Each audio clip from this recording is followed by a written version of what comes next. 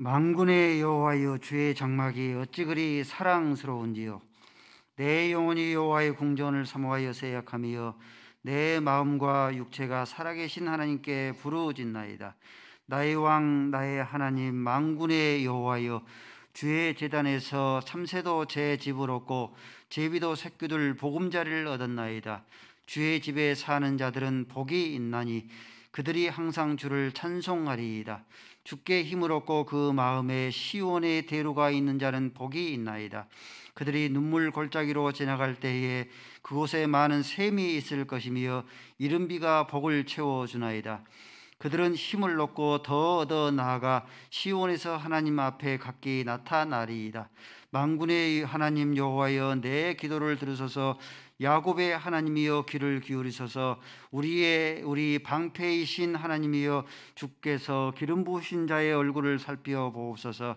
주의 궁전에서의 한날이 다른 곳에서 첫날보다 나은즉 악인의 장막에 사는 것보다 내 하나님의 성전 문지기로 있는 것이 좋사오니 여호와 하나님은 해요 방패이시라. 여호와께서 은혜와 영화를 주시며 정직하게 행하는 자에게 좋은 것을 아끼지 아니하실 것임이니이다. 만군의 여호와여, 주께 의지하는 자는 복이 있나이다. 아멘. 주를 오심을 사모하며 충성하겠습니다. 찬송 고백했사오니 주님께서 다시 오실 때까지 충성하여 잘하였도다 착하고 충성된 종이라 인정받게 하여 주옵소서. 하나님의 생명의 말씀 듣기를 원합니다. 오늘 또 말씀하시옵소서. 영혼의 생명의 풍성한 양식에 꼴 되게 하여 주옵소서. 예수 그리스도의 이름으로 기도 올리옵나이다. 아멘. 모래 위에 지은 집, 반석 위에 지은 집, 모래 위에 지은 집 한순간에 모래 위에 지었기 때문에 무너져 버립니다. 반석 위에 지은 집, 비가 내리고 창수가 나고 바람이 불어도 무너지지 아니하는 반석 위에 지은 집과 같은 가정을 세우려 하면 어떻게 해야 되는가에 대해서 살펴보고 있습니다.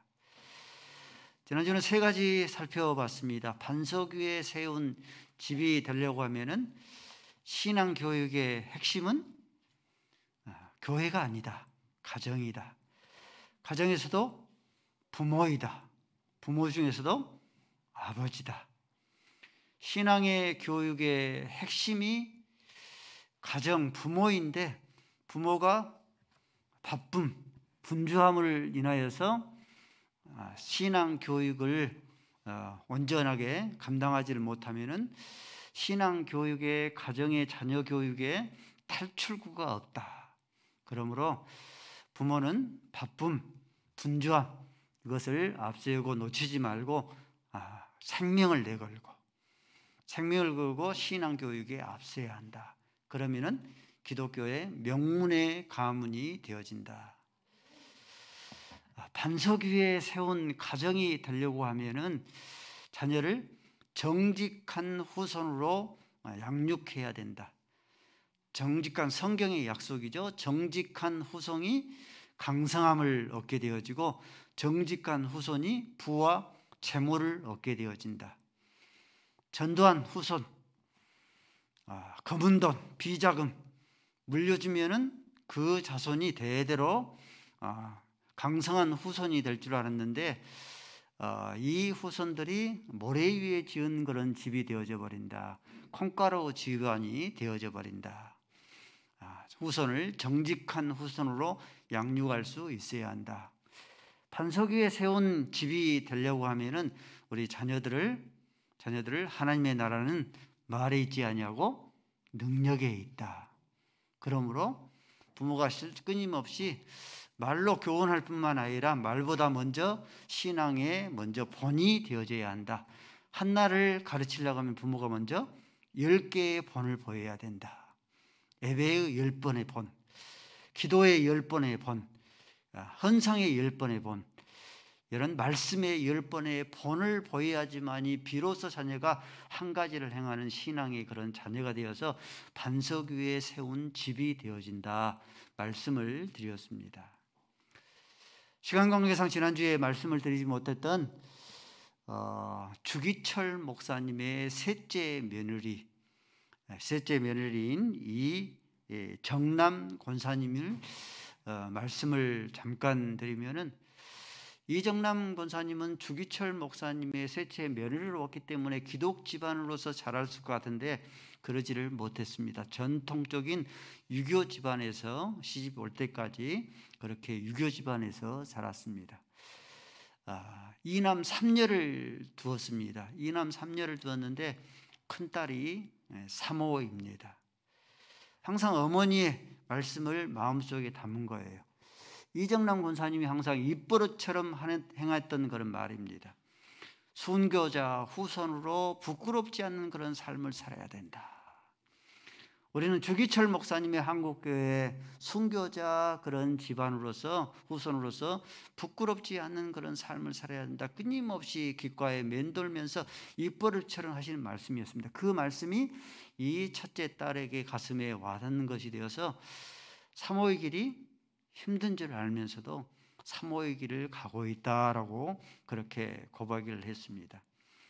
둘째 딸도 사모입니다. 생명수 교회의 사모입니다. 둘째 딸이 어머니를 연상하고 떠오르는 것은 어머니가 어렸을 때부터 울부짖으며 기도하는 그 기도의 소리가 자장가처럼 내 영혼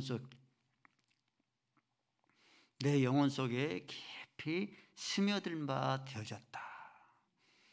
그래서 나도 이런 힘들고 어려운 사모의 길을 가고 있다.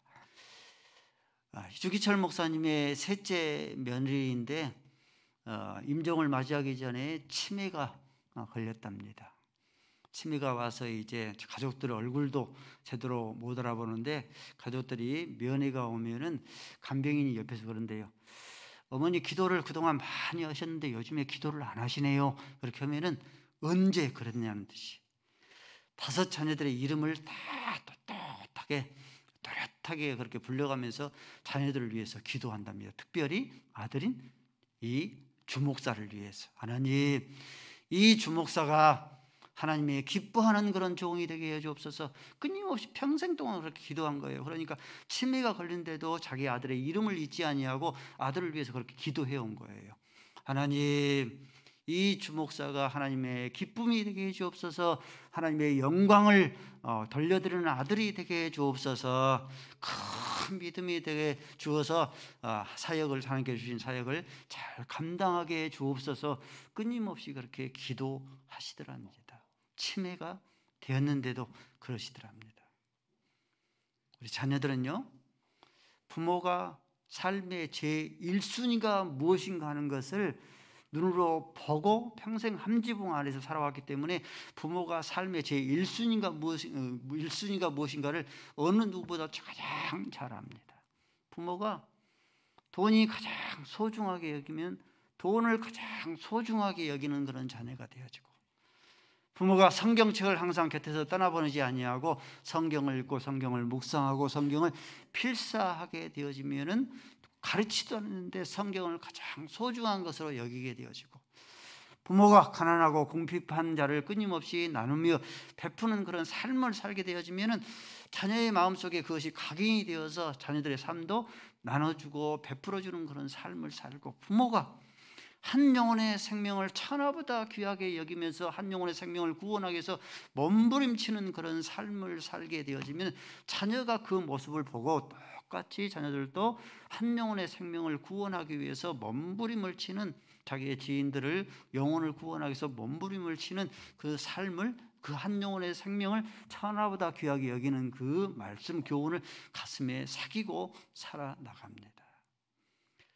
하나님의 나라는 말에 있지 아니하고 하나님의 나라는 능력에 있습니다. 끊임없이 자녀들에게 신앙생활은 이렇게 하는 것이야 라고 끊임없이 한번 가르치는 것도 중요한데, 끊임없이 본을 보일 때에 그 가정이 반석 위에 세운 그런 가정이 되어집니다. 반석 위에 세운 그런 가정을 만들려면 우리가 어떻게 해야 되는가? 우리 자녀들 타고난 행정가 만드는 것 좋지 않습니까? 우리 자녀들을 탁월한 행정가로 양육시키는 것. 왜 중요한데 이것보다 중요한 것이 탁월한 인격자로 만드는 것. 탁월한 인격자, 고상한 성품의 소유자 만드는 거 중요하지 않겠습니까? 탁월한 인격자보다 더 소중한 것이 있는데 탁월한 신앙인으로 양육시키는 겁니다. 부모의 신앙을, 하나님을 섬기는 이 부모가 지니는 가장 큰 사명이고 의무이고 책임입니다. 오벳 에돔의 그런 집에 대해서 말씀을 드렸습니다. 사무엘하 6장 11절 말씀에 보니까 하나님의 언약의 궤가 오벳 에돔의 집에 있으므로 여호와께서 오벳 에돔의 온 집에 복을 주셨다 했습니다. 어떤 복을 주셨는가? 성전 문지기의 복을 주셨어요. 역대하 26장 말씀에 보면은 26장의 1절부터 쭉 말씀에 오벳 에돔의 자손들에 대해서 기록하고 있습니다. 역대상 26장 8절 말씀에 보면은 하나님의 말씀이 가운데에서 이 오벳 에돔의 그런 집들의 자녀들에 대해 나오는데 8절 말씀 보니까 이들은 다 오벳 에돔의 자손들이라 했어요. 총수가 62명이라 했어요. 오벳 에돔의 집에 복을 줬는데 62명에게 복을 준 거예요. 성전 문지기에 복을 준 거예요. 성전 문지기, 대수롭지 않은데 그것이 무슨 여호와의 복이 될 수 있습니까? 생각할 수 있는데요, 그렇지 않습니다. 역대상 23장 5절 말씀 보니까 다윗 시대에요, 성전 문지기가 무려 몇 명이었어요? 4,000명이에요. 24반차를 쫓아서 4,000명이 교대로에서 1시간씩만 근무를 해도 166명이 성전 문지기로 근무를 쓰는 거예요. 성전 문지기가 대단한 그런 이 직분이었습니다. 복을 받아 누린 거죠. 이들이 복을 받아 누렸는데 역대상 26장 6절 말씀에 보니까 이들은 다 용사라 했어요. 여기서 용사람이 이제 히브리어 원어로 이렇게 살펴보면은 탁월한 행정가다 하는 그런 의미 뜻입니다. 여러분들 62명이 4,000명을 거느리고 그들을 관리하려면은 탁월한 행정가 복이, 은사가 있어야 되지 않겠습니까? 그러므로 이들은 탁월한 행정가의 그런 복을 누린 겁니다.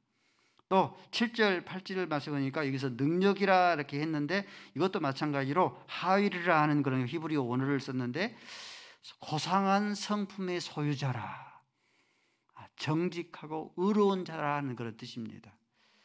성전 문지기로 있으면 여러분들 뇌물을 주고받고 백성들이 막 이제 재물을 갖고 오면은 그 성전 문지기가 재물을, 뇌물을 주고받기도 하고 그러지 않겠습니까? 근데 이들은 오벳 에돔의 집에 성전 문지기로 하나님 앞에 일을 하면서도 하나님을 섬기면서도 이들은 의로운 성품들, 정직한 그런 성품들로 뇌물을 주고받지 아니하였다. 성경은 그렇게 기록하고 있어요. 우리가 자녀를 양육하고 있는데 세 가지 가운데 한 가지를 고르라면 여러분들 무엇을 고르겠습니까? 탁월한 행정가, 탁월한 인격자, 탁월한 신앙인. 어떤 것을 고르겠어요? 결혼 조건도 신앙인은 이건 기본이고 그 다음에 뭐 봅니까? 인격. 우리 자녀들을 키우면서 탁월한 인격자 되면 좋고 안 좋으면 별 수 없고 우리가 그렇지 않습니까? 근데 탁월한 행정가 어떻습니까? 탁월한 행정가는 이것은 필수이다. 탁월한 행정가에 우리 자녀를 길러야 된다. 필수로 우리가 생각하지 않습니까? 이런 오벳 에돔의 그런 집에 성전 문지기로 있는 것이 이들이 섬겼는데 이들이 탁월한 신앙인이었다라고 증명하는 것이 어디서 기록되어 있는가? 오늘 본문의 시편 84편이에요. 시편 84편 제목을 보십시오. 성전 문지기로 있는 자들이 하나님 앞에 노래하는 겁니다. 1절에 그렇게 이 노래를 하는 거예요. 그들이 탁월한 행정가, 탁월한 인격자로 있으면서 그들이 탁월한 그런 신앙인으로 있었다는 것을 증명해 주는 거예요. 만군의 여호와예요. 여호와의 궁전을 내가 사모하며 사랑합니다. 2절 말씀은 여호와의 궁전을 사모하고 하나님을 내가 사랑하는데 내 뼈가 쇠약하기까지 여호와를 내가 사모합니다. 3절 말씀 같이 읽습니다. 시작.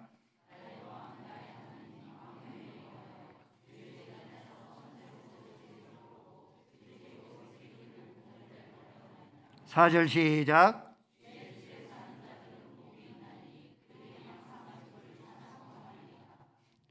참새도 새 집을 얻고 제비들도 새끼들 보금자리를 얻었나이다. 이와 마찬가지로 주의 집을 사모하는 자, 하나님을 사모하는 자, 주의 궁전을 사모하는 자들도 이와 같은 그런 복을 얻었나이다.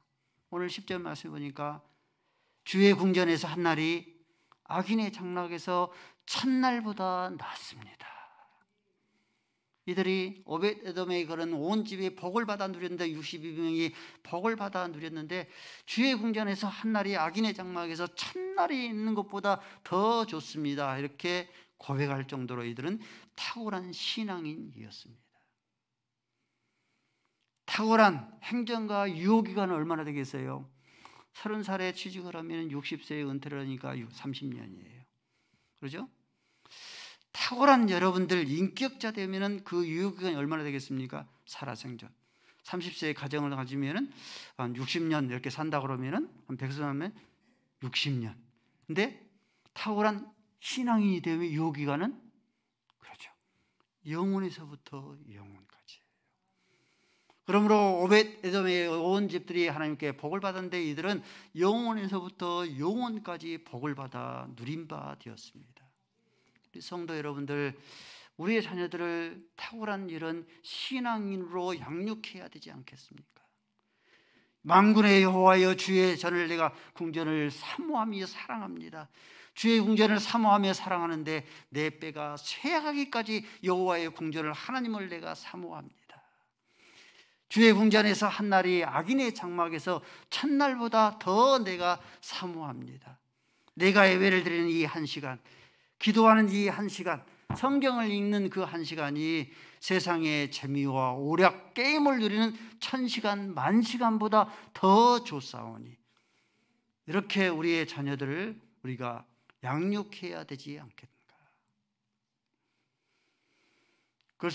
걸스카우트 연맹의 총재를 지냈던 박문희 권사입니다.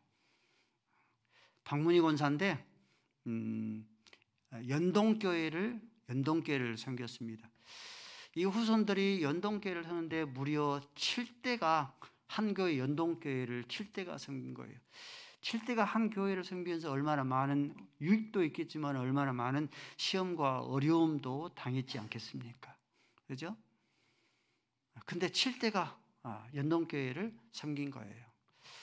이 박문희 권사 가정은 부모가 임시정부 독립운동가의 자금을 조달을 했습니다. 이걸로 해서 옥살이를 당하곤 하긴 했습니다. 옥살이가 마치고 부모가 교수로 재직하고 국민훈장인 무궁화훈장, 또 뿐만 아니라 건국훈장인 애족상을 타고 이 박문희 권사도 이 국민훈장을 수상을 했습니다. 그러면서 항상 이 박문희 권사가 하는 그런 말이 그렇답니다. 우리 집안의 자랑거리는 임시정부 독립운동가를 배출한 그런 집안이다. 자랑으로 여겼대요. 그런데 이보다 더 자랑거리가 있다. 우리 집의 자랑거리는 온 집안이 7대가 한 교회를 섬기면서 독립운동가의 자금을 조달하는 것보다 더 자랑스러운 것이 있는데 7대가 모두 탁월한 신앙인의 그런 가정이 된 것을 가장 자랑을 했다고 합니다. 탁월한 행정가보다 더 좋은 것이 탁월한 인격자입니다. 탁월한 인격자보다 더 좋은 것이 탁월한 신앙인으로 우리 자녀들을 끊임없이 양육시키는 거예요. 그렇게 되시면은 우리의 가정이 반석 위에 세운 든든한 그런 가정, 30년이 아니라 60년이 아니라 영원부터 영원까지 자자 혼손이 하나님의 복을 받아 누리는 그와 같은 반석 위에 세운 가정이 온전히 되어집니다. 우리 자녀를 가정을 어떻게 세워야 반석 위에 세운 그런 가정이 될 것인가? 성경으로 양육해야 합니다. 미국 유명한 TV 프로인데 12명의 자녀가 출연을 했습니다. 남자아이 10명, 여자아이 2명이 출연을 했는데 미국 유명한 TV 프로인데 무려 12명의 자녀가 하버드 대학교 의대를 다 졸업을 한 거예요. 한 명도 아니고 한 명도 빠짐이 없이 12명이 모두가 하버드대학교 의대를 다 졸업을 했습니다. 비결이 무엇인가? 개인기 가진 것이 많아서 가진 것이 많아서 개인가해를 잘 시켜서 그러한가? 그렇지 않냐면은 유명 학원을 잘 보내서 그러한가? 근데 이 어머니가 나와서 간증하기를 나는 이 12명의 아이들을 베갯머리 성경 읽기를 양육을 시켰다. 잠들기 전에 반드시 성경을 읽어주고 양육을 시켰다. 첫째가 나와서도 그렇게 양육을 했다. 끊임없이 잠들기 전에 반드시 성경을 읽어줬다. 둘째도 그랬다. 셋째부터는 성경 읽기를 해주지 않았다. 부모가 해주지 않고 누가 했겠어요? 그렇죠. 큰 놈이 이제 성경 이제 글을 아니까 난 위에서 끊임없이 베갯머리 성경 읽기를 해준 거예요. 그래서 이 아이들이 자라서 그의 인격도 구김이 없이 잘 자라나서 12명의 아이들이 모두 하버드 의대를 졸업했노라 라고 그렇게 간증을 하더랍니다. 미국 초대 대통령인 워싱턴 대통령의 어머니도 이렇게 자녀를 양육을 했습니다. 베갯머리 성경 읽기로 끊임없이 성경을 읽어주면서 자녀를 양육을 시킨 거예요. 초대 워싱턴 대통령이 이게 탄생된 거예요. 파티를 하다가도 베갯머리 성경 읽기 시간이 되어지면은 어김없이 귀가해서 자녀에게 성경을 읽어주고 재웠답니다. 한국의 교회가 5만 5천 개의 교회가 있습니다. 5만 5천 개의 교회에서 한 자녀만 베갯머리 성경 읽기로 신앙 교육을 시키면은 5만 명이 넘는 그런 이 한국 이 조국 교회 가운데서 인재가 거기에서 만들어지는 것이죠. 오늘은 어버이 주일입니다. 한국에 있는 어머니들, 특별히 신앙의 어머니들은 가시고기의 그런 인생을 살아나갑니다. 중국인들이 가장 싫어하는 새가 있습니다. 중국인들이 가장 싫어하는 새가 있는데 가장 싫어하는 새는 앵무새랍니다.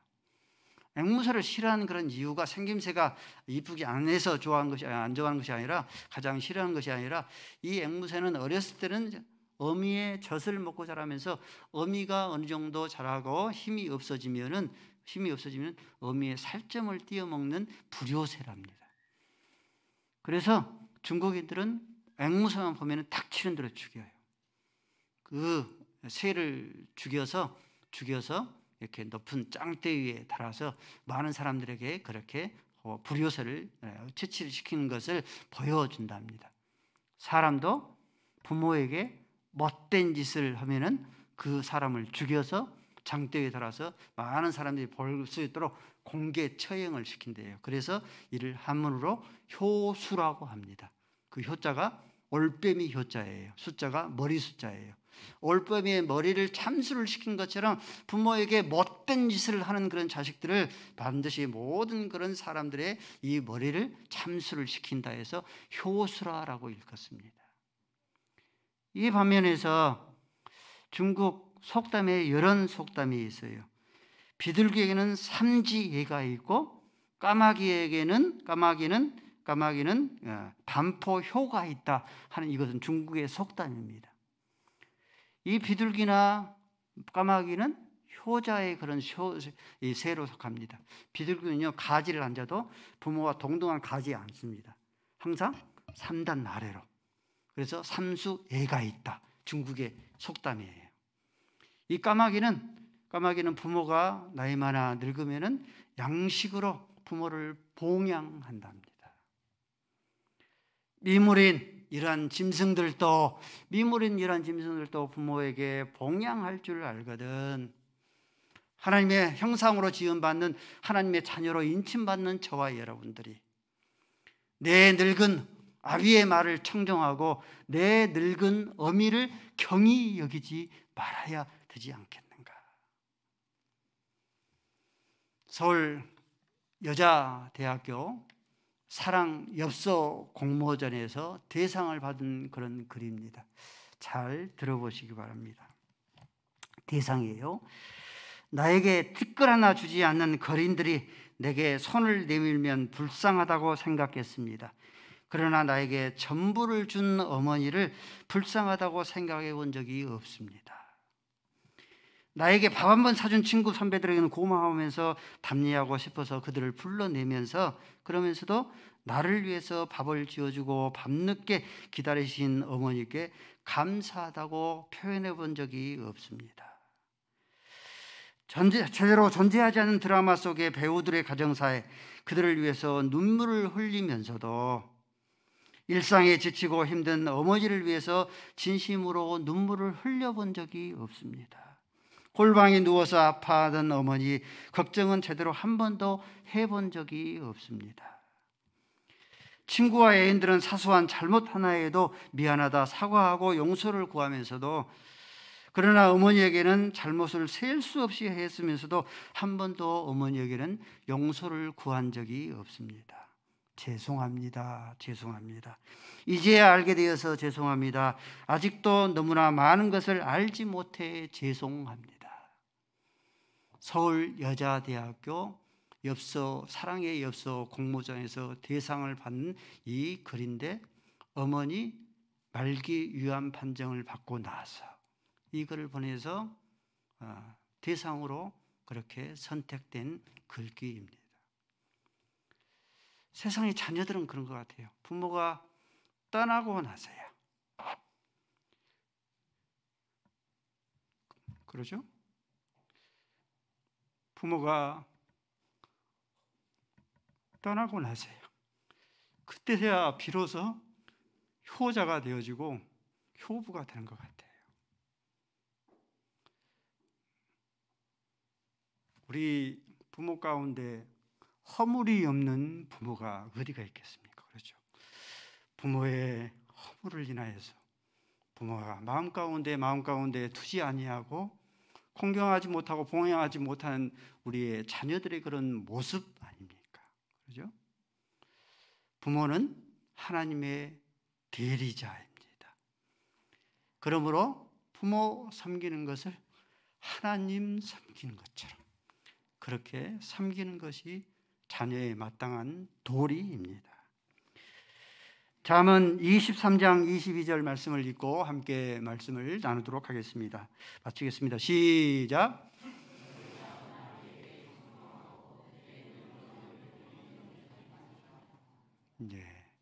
내 늙은 아비의 말을 청종하고 내 늙은 어미를 경히 여기지 말아야 됩니다. 하나님께서 가정해 주신 하나님께서 대리자이기 때문에 저와 여러분이 부모를 살아생전에 잘 봉양하여서 반석 위에 세운 가정이 될 수 있기를 바랍니다. 아버지 하나님, 반석 위에 세운 가정이 되기를 원합니다. 우리의 자녀들을 탁월한 행정가, 보다 더 뛰어난 탁월한 인격자, 탁월한 인격자보다 더 뛰어난 탁월한 신앙인으로 자녀를 양육하게 하시고, 우리의 자녀가 마땅히 부모를 너 낳은 아비의 말을 청종하고 내 늙은 어미를 경히 업신여기지 않게 하여 주셔서 우리의 가정들이 반석 위에 세운 가정 되게 하여 주옵소서. 예수 그리스도의 이름으로 기도 올리옵나이다. 아멘.